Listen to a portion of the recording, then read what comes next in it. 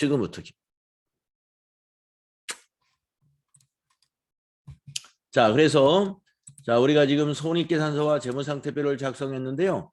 자, 앞부분 녹화는 못했습니다만은 지금부터 이제 녹화되는 것을 나중에 들으시는 분은 간단히 말씀드리면 손익계산서 조회만 하면 작성이 되는데 이 구조를 정확히 판독할 수 있어야 돼요. 이 구성을 꼭 잘 볼 줄 알고 이해해 두셔야 된다. 재무상태표도 마찬가지라고 그랬죠. 과목별 제출용의 차이가 무엇인지도 알아두시고 과목별로 봤을 때 이걸 다 자산 합계는 부채 더하기 총계의 합계하고 일치하는지도 보실 수 있어야 되고 각각의 이 숫자들이 무엇을 의미하는지 이거 정확히 보실 수 있어야 된다. 아까 앞부분에서 쭉 설명드렸습니다.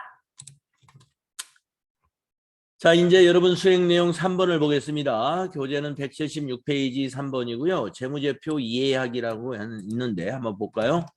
재무제표의 특성을 파악하여 다양한 재무정보를 파악하고자 한다. 1번, 당기말 매출채권 잔액이 얼마인지 확인하시오. 자, 아까 12월로 재무상태표를 조회했는데 매출채권 잔액 바로 이렇게 보시면 되겠죠. 재무상태표 제출용에 가가지고 매출채권 파란색으로 보이잖아요. 이거죠. 143000000이다. 이렇게 답변하시면 되겠습니다. 그래서 한번 적어놔 보세요. 143000000 여기 교재에다가 한번 적어놔 보세요. 다음에 수행 2번. 2기와 3기를 비교하여 접대비 증가 또는 감소 금액이 얼마인지 확인하시오. 손익계산서 아까 작성했죠? 자, 손익계산서 다시 가셔가지고 접대비 보시겠습니다. 여기 있죠. 자, 지난 해가 2기였고 지금이 금년이 단기입니다. 그러면 지난해는 150만 원이었고 이번 단기에 3기에는 35만 원이었습니다. 많이 감소했네요. 계산기를 꺼내서 150만 원 마이너스 35만 원 해주시면 115만 원 감소 1,150,000 감소 이렇게 한번 적어놔 보세요. 이렇게 재무제표를 보실 줄 알아야 된다. 전기하고 비교해서도 보실 줄 알아야 된다. 자, 그래서 한번 수행 결과 보세요. 당기순이익이 아까 이렇게 나오는 걸 봤습니다.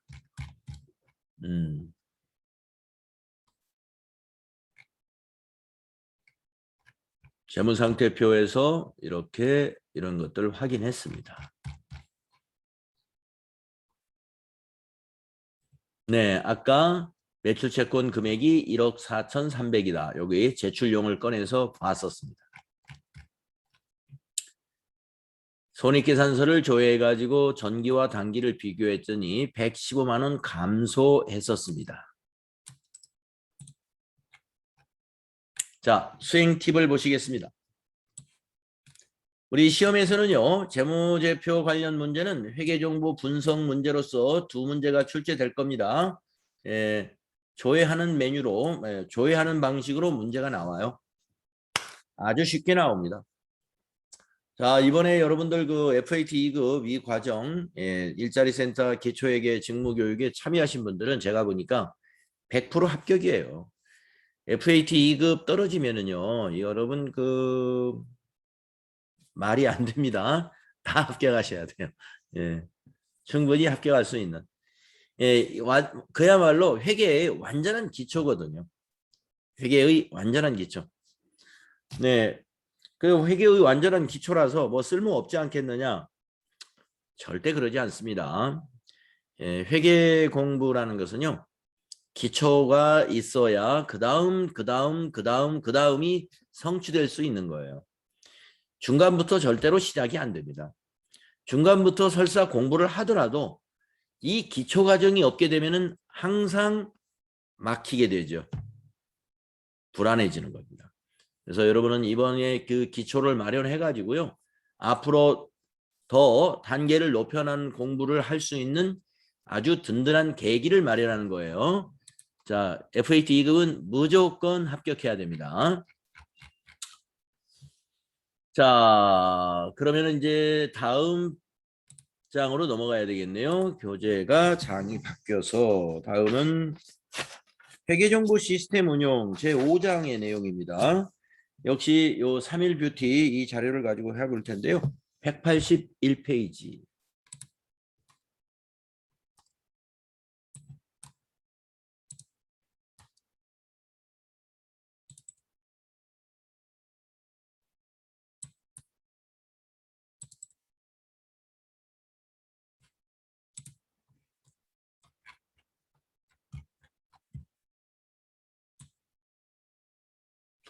자, 회계정보 시스템 운용이라 하는 것은요, 그 장부 조회라고 보시면 되겠습니다. 회계정보를 분석하는 거니까 장부를 조회해 가지고 중요한 정보를 그 파악한다는 회계정보를 파악한다는 그런 학습 내용이 되겠습니다. 자, 우리가 이제 장부를 조회하는 데 있어서 장부에 대한 이론 중에 하나 중요한 거 소개해 드리겠습니다. 우리 회계장부는요, 두 가지 영역이 있어요. 주요부와 보조부가 있습니다. 그래서 여러분이 이제 회계장부를 주요부와 보조부로 나눈다 하는데 주요부는 두 개밖에 없어요. 나머지가 다 보조부입니다. 그래서 주요부 두 개를 여러분이 기억하시면 돼요. 주요부가 아닌 것은 이렇게 문제를 낼 수 있겠죠. 아, 주요부가 아닌 것은 이거 문제 곤란하겠네요. 왜냐하면 사지선다니까. 아래 보기 중 주요부에 해당되는 것은 이렇게 출제를 할 수 있겠는데, 자, 주요부는 두 개입니다. 분계장, 총계정원장. 분계하면 만들어지는 분계장, 그 다음에 총계정원장. 우리가 분계장은 한 번도 안 가봤었죠. 분계장이 분계한 내용을 그대로 보관하고 있어요. 우리가 이제 전표 입력하면서 분계 내용이 다 보였기 때문에 분계장을 한 번도 안 가봤는데요. 여기 있습니다. 분계장이. 네, 그래서 주요부가 어떤 장부다? 분계장과 총계정원장이다. 암기사항이에요. 나머지는 뭐 종류를 알아둘 필요가 없습니다. 나머지는 다 보조장부입니다. 보조부라고 그래요. 보조부. 주요부라는 것은 주요장부. 그래서 분계장과 총계정원장이 다른 모든 장부의 원장 역할을 해요. 기본이 되는 장부라는 거죠. 자, 전표 인쇄할 수 있습니다. 네, 분계장 아까 말씀드렸고 총계정원장 아까 말씀드렸습니다. 계정별 원장, 총계정 원장에서 월별로 나와 있는 자료를 더블 클릭해서 계정별 원장으로도 갈 수 있고요. 계정별 원장이라는 메뉴가 따로 있습니다. 그래서 계정별 원장은 계정별로 거래 내역이 쭉 상세하게 기록되어 있는 게 계정별 원장. 거래처 원장, 외상매출금이나 외상매입금을 거래처별로 조회할 수 있는 것이 거래처 원장이죠. 자, 이러한 장부 조회를 한번 해보겠습니다. 수행 내용 한번 해볼까요? 네, 182페이지 1번 수행 내용은 상반기 중 상품의 매입액이 가장 큰 달은 몇 월일까요? 총계정 원장에서 보면 월별로 비교하는 자료는 총계정 원장이 가장 좋습니다. 왜냐하면 총계정 원장에 가면은 1월부터 12월 달까지 월별로 딱 집계가 되어 있어요. 그래서 보기가 아주 좋다는 거예요. 그래서 가장 큰 달 또는 가장 작은 달 이렇게 월별로 비교하고자 하는 경우에는 총계정 원장에 가면 됩니다. 자, 그러면 총계정 원장을 한번 가봅시다. 총계정 원장 여기 있습니다. 네, 계정 과목 전부를 꺼내세요. 엔터. 그러면 처음부터 끝. 다 열렸죠. 보시다시피 1월부터 12월 달까지 월별로 차변 대변으로 다 보여집니다. 자, 그러면 이 문제가 뭐였냐면은 상품의 매입액이 가장 큰 달입니다. 그러면 여러분 분기하실 때 상품을 매입하면 어느 계정에 기입하나요? 네, 박부경님한테 한번 물어보겠습니다. 상품을 매입하면 어디에다가 기입하시나요? 차변이요. 어디 차변이요? 무슨 계정이요? 뭐가 무슨 계정이에요? 상품 계정이죠? 네네. 네, 그러니까 차변에 기입하는데 상품 계정의 차변에 기입하지 않습니까? 네. 네, 그래서 우리는 총 계정 원장에서 상품 계정을 찾아야 된다. 상품 146번. 네. 그래가지고 지금 얘기한 대로 상품 계정에 매입 시에 차변에 기입하니까 여기서 찾으면 돼요. 1월부터 6월이니까 여기까지 딱 봐서 4월 달이 5천만 원이었구나. 데이터가 별로 없네요. 네, 4월에 5천만 원. 이렇게 보시면 되겠습니다. 자, 지금 11분이 계속 참여. 최효림 씨가 오늘 무슨 일이 있다고 그러셨나?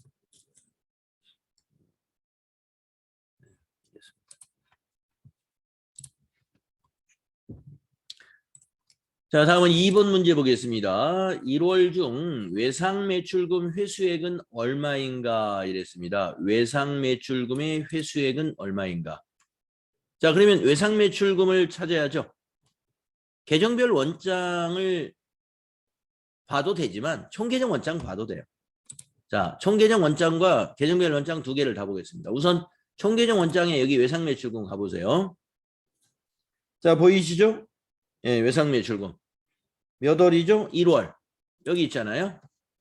자, 외상 매출금은 발생하면 차변에서 증가하고 회수하면 대변에서 감소합니다. 그러니까 회수했다는 거니까 200만 원이에요. 그냥 총계정 원장에서 보면 되고요. 계정별 원장에 가서 보는 것은 자, 이 200만 원을 더블 클릭해 볼까요? 더블 클릭하면 계정별 원장이 이렇게 보입니다. 계정별 원장. 그러니까 메뉴를 처음에 계정별 원장에 들어가게 되면은 예, 기간을 이렇게 1월부터 1월 말일로 입력해 가지고 네, 여기 계정 과목을 외상 매출금 선택하면은 이렇게 보여요. 그래서 예, 대변 여러분 외상 매출금은요. 대변에서 회수하죠. 차변에서는 외상 매출금이 증가하고 그래서 이게 200만 원 이렇게 찾아내시면 되겠습니다. 자, 계정별 원장에 가서 이렇게 보셔도 되고 지금 보여드린 대로 총계정 원장 대변 여기서 확인하실 수도 있다는 거죠. 다음에 세 번째 문제.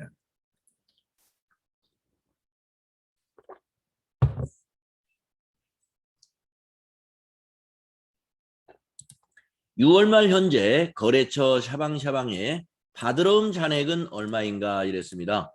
이거는 거래처 원장을 봐야 되겠네요. 받으러온 거래처 원장을 봐야 되겠습니다. 자, 그러면 전체 메뉴에 가셔가지고 거래처 원장 여기 있네요. 들어가 볼까요? 자, 기간이 언제죠? 6월 말 현재니까 1월부터 6월로 조회하면 되겠네요. 1월부터 엔터, 6 엔터, 엔터. 뭐 6월 말 현재의 잔액을 물어보는 것이기 때문에 6월 30일부터 기간을 6월 30일로 해도 잔액은 다 맞아요. 자, 계정 과목은 받으러움이라고 그랬죠?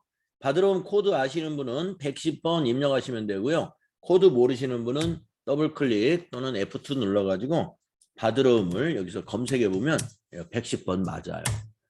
그래서 계정 과목 110번 해주시고 거래처별로 다 봐야 되니까 거래처 분류는 그냥 엔터. 거래처도 그냥 엔터. 그러면 1001번 명승 뷰티부터 99601 국민카드사까지 모두 선택이 되고요. 금액에서 엔터 치면 되겠습니다. 자, 거래처가 두 개밖에 없어요. 무슨 거래처요? 받으러움 거래처. 그래서 이 문제는 받으러움의 샤방샤방의 잔액을 물어봤습니다. 자, 샤방샤방의 잔액은 500만 원인 것을 우리가 확인할 수 있죠. 네. 자, 여러분 수행 결과 우리가 본 내용과 같은지 한번 보십시오.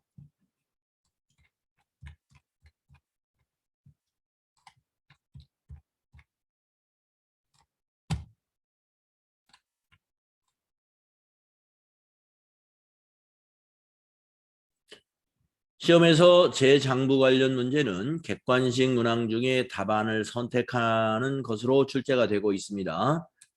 조회를 잘 할 수 있으면 됩니다.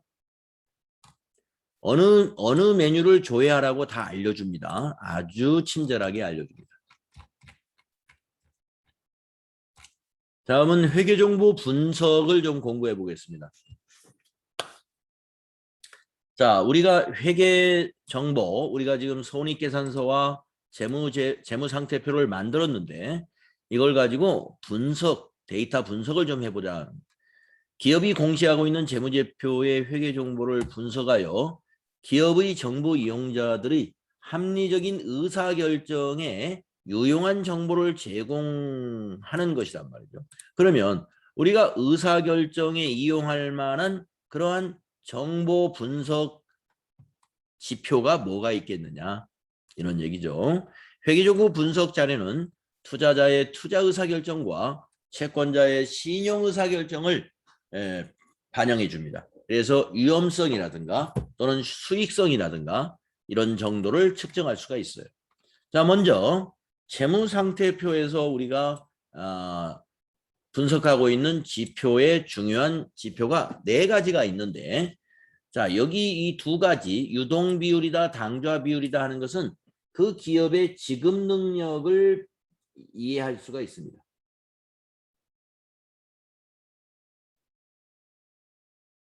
지급 능력이라 하는 것은 이 회사가 얼마나 의무 이행을 할 수 있는 여력이 있느냐, 의무 이행. 그래서 이 지급 능력의 분모가 다 뭐냐면 부채죠. 유동부채.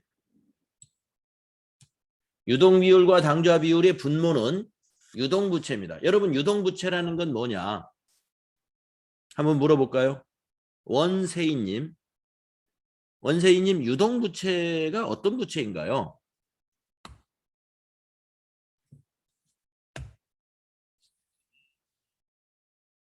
마이크 한번 켜보시고.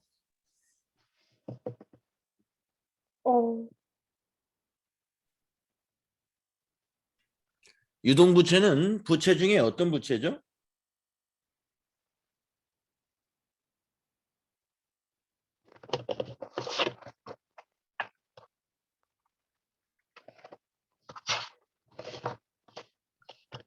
갑자기 기억이 안 나요. 갑자기 기억이 안 나요? 네. 알겠습니다. 그러면 김지은님 유동부채는 부채 중에 무슨 부채를 유동부채라고 그러나요? 부채는 유동부채와 비유동부채가 있어요. 유동부채는 무슨 부채인가요? 1년 안에 상환해야 하는 부채. 그렇습니다. 1년 안에 상환, 즉 갚아야 되는 부채입니다. 1년 안에 갚아야 된다. 자, 여러분 우리가 빚이 있는데 1년 안에 갚아야 된다. 그러면 굉장히 어떻게 긴장되잖아요. 1년 안. 우리 1년이 금방 지나갑니다. 그렇죠? 예, 우리가 2021년 시작한 지가 엊그제 같은데 벌써 지금 다음 주가 이번 주말이 10월이 되네요. 자, 1년 안에 갚아야 된다. 기업이. 예. 1년 안에 갚아야 된다. 이게 유동부채입니다. 그러면 유동부채에 대해서 지급 능력이 있어야 된다. 기업이라는 것. 그러면 그 지급 능력이 뭐냐면 분자가 되는 게 유동자산 또는 당좌자산을 분자로 쓰고 있어요. 자, 위에 있는 유동자산은 뭐냐? 네. 김민지님, 유동자산이 뭐죠? 김민지님이 한번 유동자산을 한번 말해 보십시오. 자산도 유동자산과 비유동자산이 있거든요. 그러면 유동자산은 뭔가요?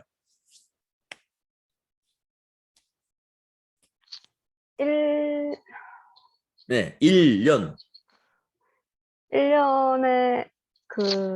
현금화 가능한 거? 그렇습니다. 1년 안에 현금화가 가능할 수 있는 자산이 바로 유동자산입니다. 자, 그래서 자 보세요. 유동 비율을 보면 분자가 유동자산, 밑에 분모가 유동부채.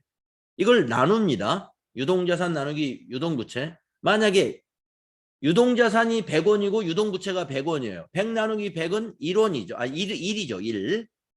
1이면은 뭐예요? 100% 곱하기 100을 하니까 그걸 유동비율이라고 그럽니다. 그러면 유동비율이 100%가 나온다라고 하면은 일단은 이 기업은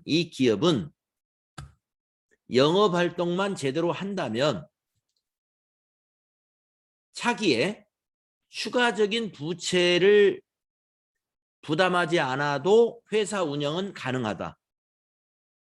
네, 지급 능력이 그래도 좋다. 이렇게 볼 수가 있습니다. 네, 추가적으로 빚을 차입을 하지 않고도 영업활동할 수 있어요. 유동비율이 100% 이상인 기업들은.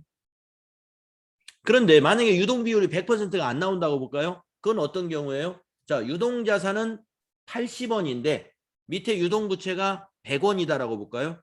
그러면 곱하기 100을 하면 80% 나오죠. 자, 유동비율이 80%라는 것은요. 1년 안에 우리가 빚보다 지급할 수 있는 능력이 80%밖에 안 된다는 거예요. 그러면 20%는 뭘로 채워야 돼요? 차입해야죠. 빚이 늘어난다 이겁니다. 금년에. 빚이 늘어난다. 20%는. 그래야 감당할 수가 있다. 그런데 차입이 가능하면 모르겠지만 차입이 가능할까? 이건 뭘로 봐요? 밑에 있는 그 기업의 위험성이라든가 위험성의 반대는 이제 건전성이죠. 건전성. 건전성을 보는 거예요. 자, 기업이 건전하면 은행에서 대출도 더 해줍니다. 기업 혹시 건전성이 좀 떨어져도요. 이제 뒤에서 손익계산서를 보고 요새 수익성이 가파르게 오르고 있어요. 그러면 대출을 더 해줄 수도 있겠네요. 자, 그런데 수익성도 그냥 평범한 수준. 그런데 지급 능력은 안 되겠어요. 안 돼요. 그런데 건전성도 아주 나빠요. 그러면 은행에서도 버림을 받게 돼요. 기업들이. 예.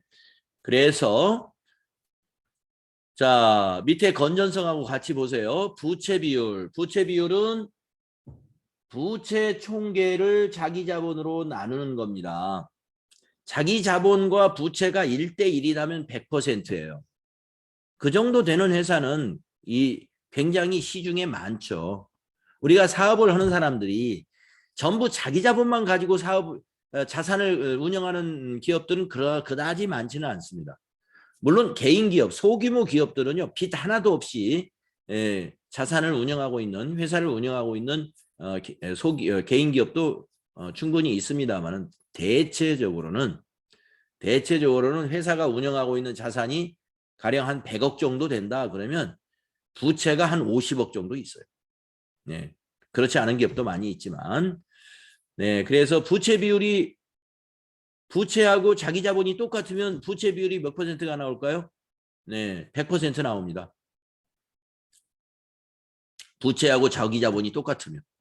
네. 그러니까 부채 비율이 100%다 그러면 부채 비율이 100%라는 것은 자기 자본하고 부채가 똑같다. 그렇게 보시면 돼요. 근데 부채 비율이 200%다 그러면요. 자기 자본보다 부채가 2배나 더 많다. 이런. 네.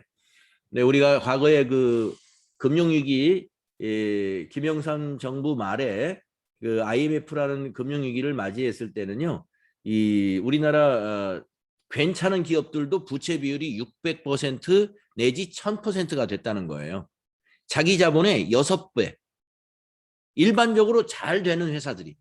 예, 그렇게 그 당시 그 경제가 우리나라가 80년대 이후에 급속도로 성장했는데 그 성장하면서 이 내실을 잘 못 챙겼다고 그럴까요?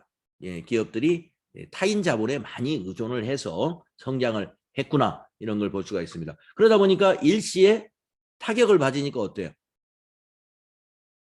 외국 은행에서 더 이상의 대출을 해주지 않고 그러니까 차관을 더 들여올 수도 없죠.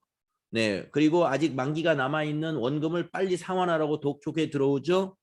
네, 국내 은행도 외국에 차관을 들어오지 못하면 외국 자금을 들어오지 못하면 국내 은행도 이제 버티기 힘들죠. 그래서 그때 굉장히 어려운 금융위기를 맞았던 겁니다.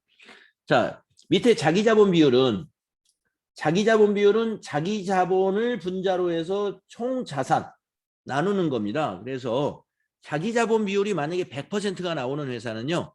부채가 제로라는 얘기예요. 빚이 하나도 없는 회사. 가장 건전한 회사가 되겠습니다.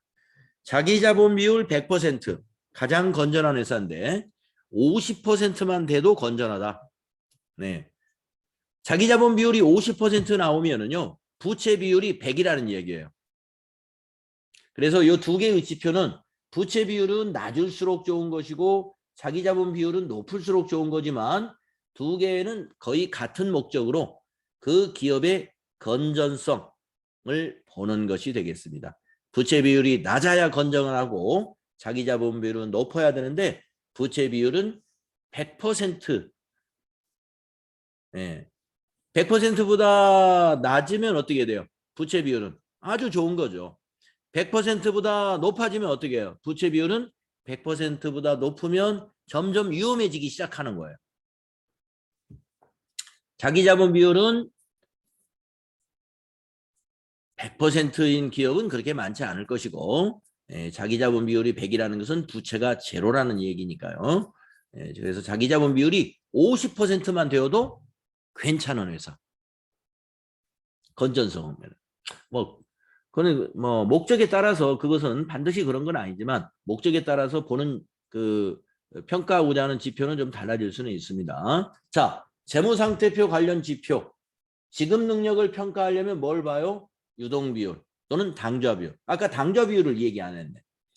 자, 유동비율은요. 100%가 되면은 빚을 내지 않고도 1년을 운영할 수 있다. 이렇게 보는 것이죠. 그러면 당좌비율이 만약에 100%가 나오면 어떻게 될까요? 당좌자산. 당좌자산하고 유동부채가 똑같아. 자, 그러면 유동자산하고 당좌자산의 차이를 한번 제가 물어보겠습니다. 이현아님.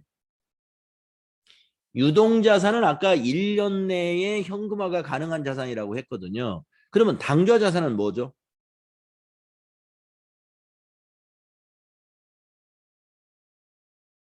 유동자산 안에 당좌자산이 있었어요. 유동자산 안에.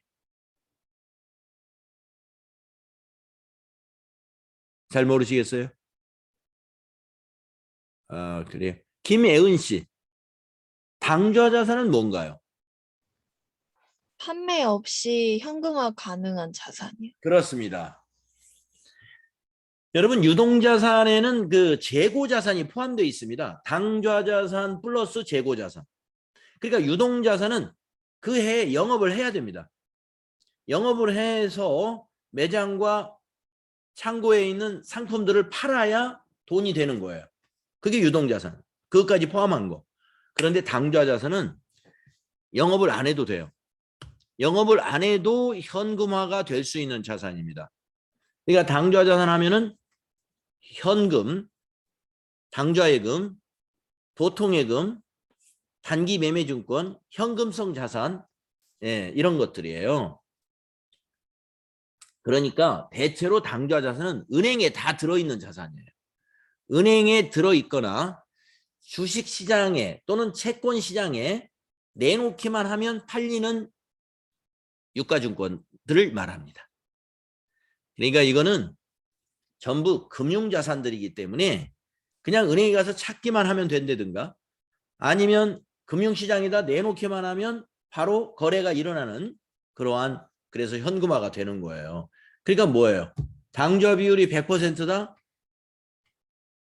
그 해에 차기에 영업을 안 해도 1년간 빚을 다 감당할 수가 있어요. 그러니까 당좌 비율이 100% 나오는 기업이다 그러면요. 아주 현금 동원 능력이 아주 뛰어난 기업이죠. 예. 자, 그래서 여기서 보면 현금화할 수 있는 자산을 보는 것이죠. 그래서 현금화, 당장이라도 빚을 1년치 빚을 다 갚을 수 있다. 100%가 되면 그렇게 판단할 수가 있겠네요. 네. 자, 그래서 네, 우리가 이제 하여튼 뭐 현금을 많이 가지고 있는 금융자산을 많이 가지고 있는 기업들은 지급 능력이 좋은 것이고, 네. 그다음에 부채 비율이 낮으면 건전성이 높은 것이고, 이렇게 판단하시면 되겠습니다. 자, 이것도 이 공식이 있잖아요. 예, 우리가 이제 상식을 높이기 위해서는 이 공식을 외워둬야 됩니다. 우리 경제 상식이라고 볼 수 있어요. 이거는 회계 공부이기도 하지만 우리가 경제 지표 중에 아주 상당히 중요한 경제 지표로 서로 다루어지기 때문에 그런 면에서 이 공식을 외워두는 게 좋은데 시험을 위해서 외울 필요는 없습니다. 왜냐? 시험에서는 만약에 유동 비율이 얼마냐라고 했으면 아까 그 재무제표 있잖아요. 재무상태표 그거 볼 줄만 알면 돼요. 재무상태표를. 왜냐? 유동 비율을 물어볼 때 공식을 꼭 알려줍니다. 공식을 외우라고 하질 않아요. 공식을 알려주면서 유동 비율은 얼마냐 이렇게 물어보기 때문에 시험 보기 위해서 외울 필요는 없지만 상식을 갖추기 위해서 외워두는 건 괜찮습니다. 자, 다음 페이지에 가면 손익계산서. 자, 우리가 손익계산서에서 우리가 볼 수 있는 정보가 뭐예요? 바로 수익성을 보는 거잖아요. 그래서 손익계산서의 분석 지표는 전부 다 수익률입니다. 첫째, 매출 총이익을 매출액으로 나눠요. 아까 우리가 손익계산서 보니까 60, 70% 정도 됐어요. 뭐가? 매출 총이익률이. 우리 회사가 매출액은 한 1억 정도였는데 매출 총이익이 한 6천만 원 정도 나왔어요. 6,700이었나요? 1억에서 6,700이면 총이익률은 67%라는 얘기죠. 매출 총이익 나누기 매출액 곱하기 100을 하면 됩니다. 예. 이것은 이제 매출로부터 얼마의 이익을 얻을 수 있을까를 우리가 해볼 수 있는 것이고요. 매출 총이익률보다 가장 의미가 더 깊은 수익성은 영업이익률입니다. 영업이익률. 매출 총이익률은 판매 관리비를 포함하지 않은 이익률이에요. 그런데 영업이익률은 뭐냐? 판매 활동과 관리 활동에 들어간 판매 관리비까지를 비용으로 계산해서 이익을 계산한 것이 영업이익이거든요. 매출 총이익은 매출 원가만을 빼가지고 이익을 구한 거고, 영업이익은 매출 원가하고 판매 관리비까지를 비용으로 보고 이익을 구한 것이 영업이익입니다. 그래서 영업이익 나누기 매출액이 영업이익률입니다. 영업이익 나누기 매출액 곱하기 100. 다 분모는 매출액이 돼요. 공식 알아두시고요. 영업이익률은 굉장히 의미 있는 수익성입니다. 영업활동의 수익성을 나타내기 때문에 굉장히 중요한 수익 지표로 이용되고 있어요. 자, 영업이익률을 계산하라. 그러면 어떻게 해야 돼요? 영업이익 계산기에 두들기고 나누기 매출액 그리고 곱하기 100해서 퍼센트 붙이면 되는 겁니다. 자, 밑에 있는 주당 순이익은 뭐냐면 당기 순이익을 주식수로 나누는 거예요. 여러분 주식이라는 것은 주주의 권리이죠. 예. 그래서 당기 순이익을 주식수로 나누면 한 주당 배당을 받을 수 있는 금액이 되겠습니다. 그래서 이걸 한 주당 이익 창출 능력이라고 그래요. 주당 이익, 주당 이익. 그래서 주주의 몫을 나타내고자 할 때 주당 순이익이라는 지표를 이용하게 됩니다. 수익을 낸 것을 주식 수별로 한 주당 얼마의 수익을 냈느냐 이렇게 보는 거죠. 이 주당 수익률이 높은 회사는 아주 수익성이 높은 회사다 이렇게 보통 봅니다. 자, 손익계산서 지표. 이 공식도요. 우리가 알고 계셔야 되지만 시험을 위해서는 암기할 부담은 없다. 수식은 다 제공이 됩니다. 자, 그래서 수행 내용 한번 해보고 쉬는 시간 가져볼까요? 1번. 전기의 유동 비율은 얼마냐? 이렇게 물어봤네요. 재무상태표를 한번 보고 계산기를 두들겨 보겠습니다. 자, 재무상태표에 가서 12월로 줘야 하는데 여러분 전기 거를 물어본다고 그래서 여기에서 조회해 볼 필요까지는 없어요. 전기분 재무상태표로 들어가지 않습니다. 물론 여기서도 알아볼 수는 있습니다만은 그냥 단기의 재무상태표를 이렇게 작성하는 거예요. 그러면 그 옆에 전기하고 항상 재무상태표 손익계산서는 비교식으로 작성이 되기 때문에 전기 것이 그대로 다 보입니다. 자, 뭘 물어봤나요? 전기의 유동 비율을 물어봤죠. 그러면 유동 비율은 아까 유동 자산을 유동 부채로 나눈다 그랬습니다. 자, 전기의 유동 자산 여기 있죠? 예, 찾아가지고 계산기로 두들깁니다. 나누기. 자, 유동 부채가 어디 있나요? 네, 자산 밑에 부채 밑에 유동 부채 여기 있죠? 이렇게 정확하게 찾아볼 수만 있으면 돼요.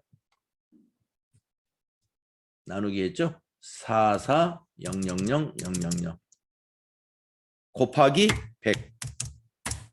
자, 352%를 붙이면 되죠. 결사하면 352%입니다. 자, 352%의 의미는 뭐예요? 유동 자산이 유동 부채보다 3.5배 더 크다. 네, 그런 얘기입니다. 지급 능력이 지난해에 엄청나게 좋았다. 이렇게 보실 수 있겠네요. 자, 또 무슨 문제가 있나요? 2번. 단기의 매출 총이익률은 얼마냐? 손익계산서로 계산해라. 뭐 아까 손익계산서 봤었는데 대략 한 67% 정도 될 것 같았는데 한번 볼까요? 네, 여기 매출 총이익이 685000이에요. 자, 계산기를 잡고 68500000 나누기 뭐예요? 매출액. 요 메뉴에 있죠? 매출액 105 000 000 105 000 000 곱하기 100 그러면은 소수 절사하면 65%죠. 65%의 매출 총 이익률이다. 수익성이 상당히 좋은 업종이죠. 네, 이렇게 우리가 계산을 했습니다. 여기는 소수 첫째 자리까지 구했네요. 네, 여기 나오네요. 시험에서는 공식을 이용하여 풀어야 할 경우에 공식을 제시해 준다.